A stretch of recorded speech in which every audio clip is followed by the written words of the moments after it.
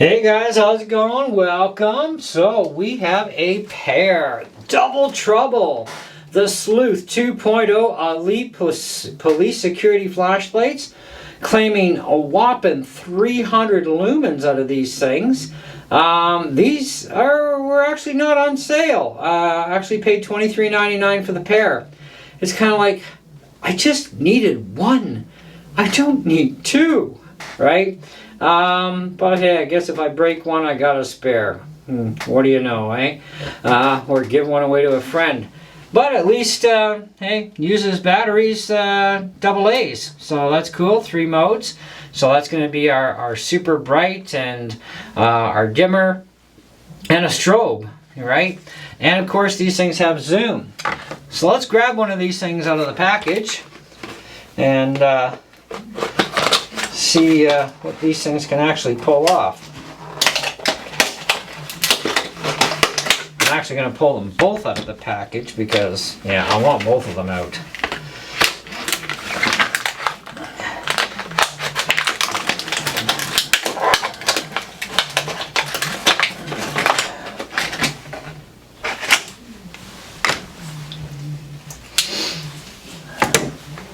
Alright, so we do have zoom on this, so flood and spot. Alright, let's turn out the lights and see what we get here. Okay, so that's on high beam.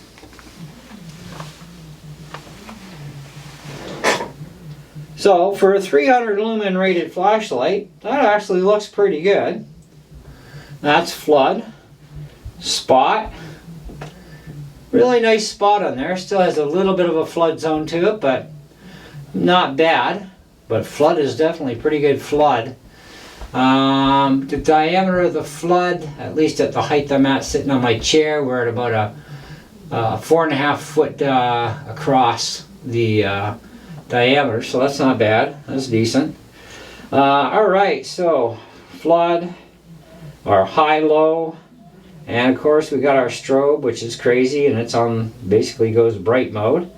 That's kind of neat. Alright, so let's see what kind of power this thing's putting out.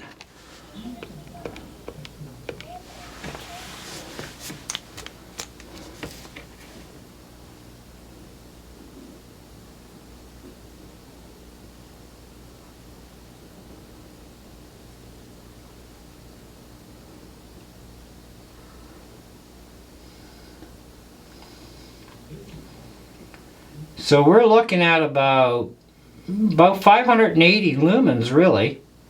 570, 550. Let's see if we can keep this light steady enough here.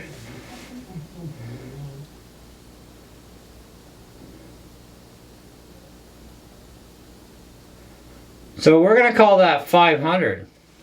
I'm quite impressed. These police security flashlights are really putting out a lot more than what they're rated for.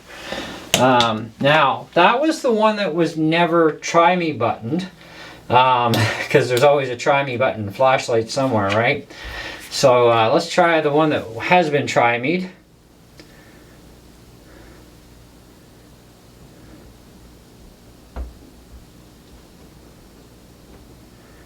And we're looking about the same, pretty much. So we're looking at about 500 lumens. So I guess the try me button wasn't try me too many times. So these actually have belt clips on them, which appear to be pretty sturdy on there. Let's check out the battery compartment here. And of course we do have the premium grade police security batteries. So of course that's what comes with them, but standard double A's. But you can use rechargeables in these things. Do we have any kind of a O-ring here for? I'm not sure if that's an O-ring or not that I'm feeling. Let me get my magnifying glass. Yep, so there is a water resistant O-ring in here. I'm going to call it resistant, not waterproof. So, as far as lumens go, that's impressive. What would be more impressive is to see how that does outdoors, because we have seen 600 lumen flashlights rated for 600 that are actually pushing a little bit more, even from police security that I've done for you guys, and other lights and so on. And we haven't found too many flashlights yet that are actually under the rated power. So that's quite interesting. I would have expected well overrated powers and running less, because we do see that often as well. So, which is quite interesting. I love these focus zoom flashlights. They're fantastic. Okay, what else can we tell you about this on the box? Just focus beam memory switch. Oh, this has a memory switch. What's that about? Defaults to high mode after 15 seconds in the off position. I noticed that about my my 600 lumen police security light. Does the same thing. Every time I turn it on, it's on high beam. So this, and I didn't think to read the package on that one to see if it had that, but it probably does, and this one actually says it right on the package. Just the 3 modes, so yeah, pretty basic. It tells us at 300 lumen on high, we'll get 2.5 hours of runtime, 3 hours on low. Distance range is 130 meter on high and 53 meters on low. We'll have to kind of take our best guesses at that for distancing. Of course, they don't tell us what it's good for as far as camping, fishing, hiking, but I'm sure that's probably an option there. I'm just looking at something else here. Yeah, interesting. Okay, let's. This is instant for you guys, so let's go outside and see how well this stuff lights up. Okay, instant for you.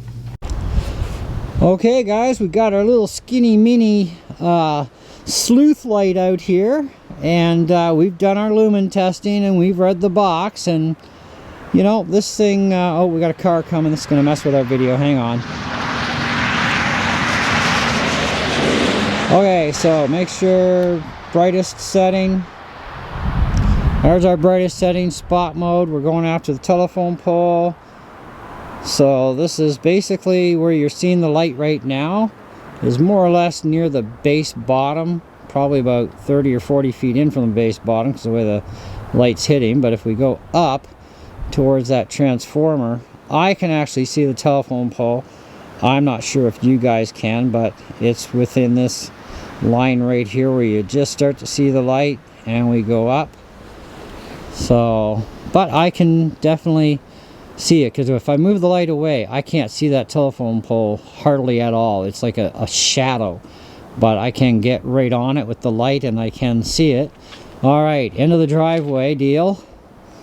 So that's the tree line at the end of the driveway. Not sure if you can see the light bouncing up or down, but if you follow where you can see the light now, and as we go up to the trees, they're dim, but they're there. Go to the extra distance trees off the side, a lot dimmer, but still sort of visible.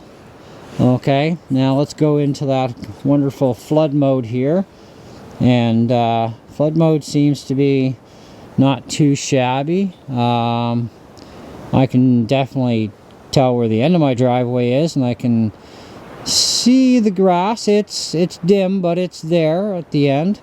Let me get a little closer down to the ground level here for you guys. And this is the sort of thing you're going to see in full flood mode here in the ground. And of course, full spot.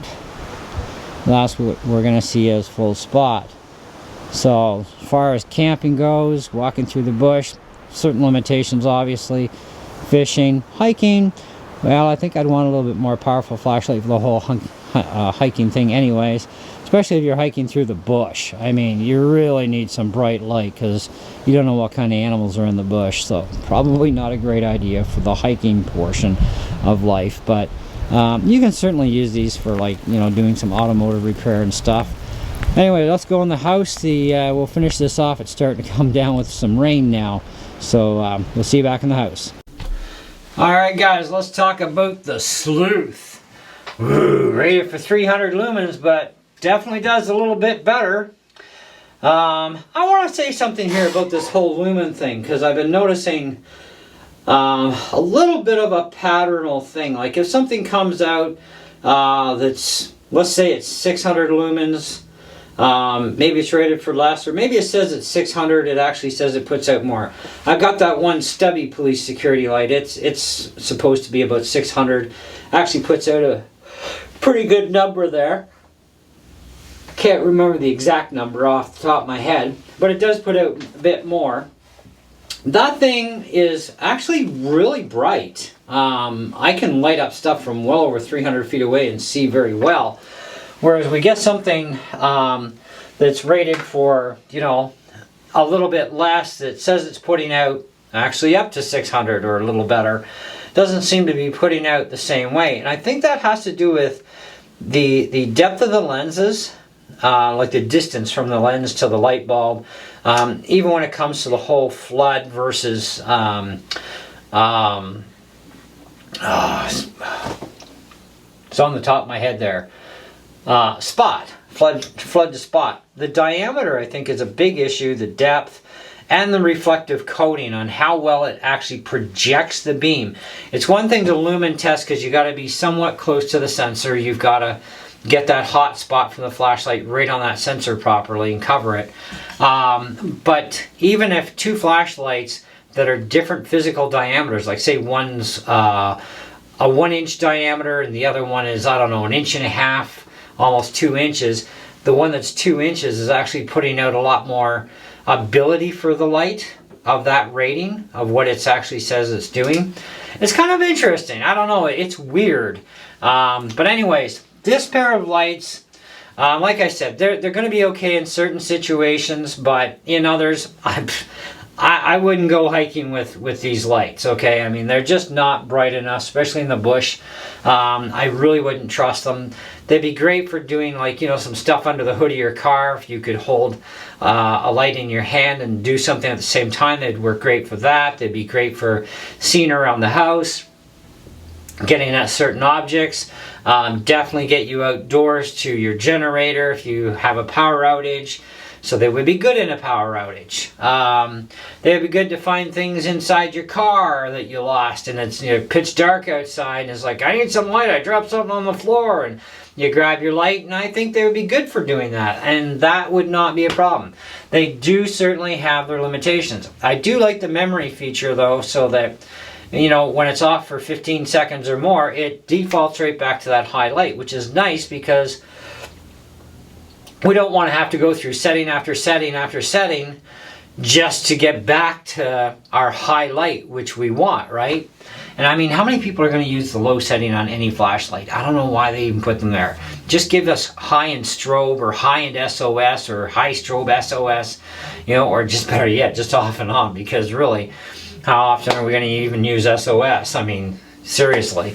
But anyways, I think value for money, they're really good. They do put out a lot more lumens than what they're rated for, so that's cool. It's AA batteries, very common batteries, very inexpensive to buy.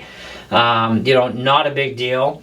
If you want batteries that are going to last you a long time in the flashlight, even just sitting there, Duracell or Energizers, only 2 brands I ever recommend to anybody.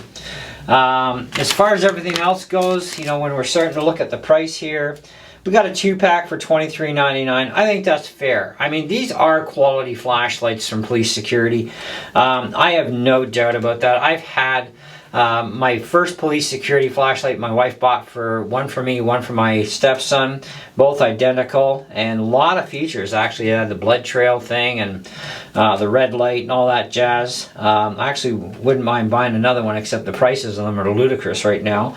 From years ago when my wife got them for us, they've gone up quite a bit in price.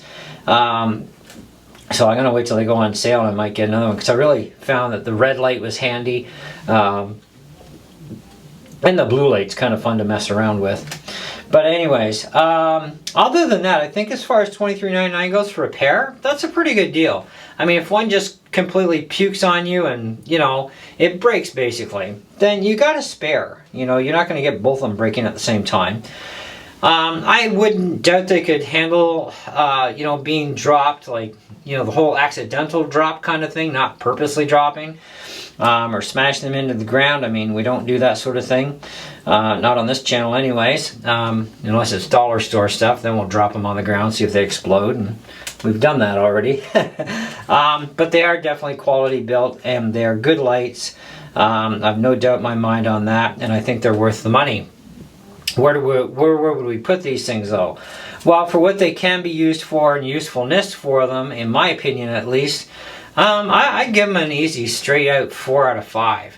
I'd like to give it higher, but as part of that I'm also impressed with the fact that they actually do put out a little more than 300 lumens, but that's only going to be a temporary situation. As you know, that, you know, alkaline batteries are going to start losing their power quicker than a rechargeable would, but you're going to get more light out of the alkalines because they have a higher voltage, right? But then you got less milliamps, so less time, right? Rechargeables, you have a little bit less voltage on there, but you do have the higher milliamps for longer time at a high beam, which would probably, I'm probably thinking that we could probably be at around the 300, maybe 330 lumen mark with rechargeable batteries in there because of the voltage drop we're going to experience. But we would get a lot of runtime on a high beam before it starts to degrade. I'll have to do some more testing on that sort of stuff on some flashlights and then let you know what I found out for those results separately in a different video. In the meantime, I think that wraps this one up. So if you're interested in these, I got these at Canadian Tire. You can probably find them on Amazon, many other places, but I wouldn't pay more than the $23.99 pre-tax. Now, of course, this is Canadian dollars we're talking, so take it for what you will on that one, and we'll catch you on the next video.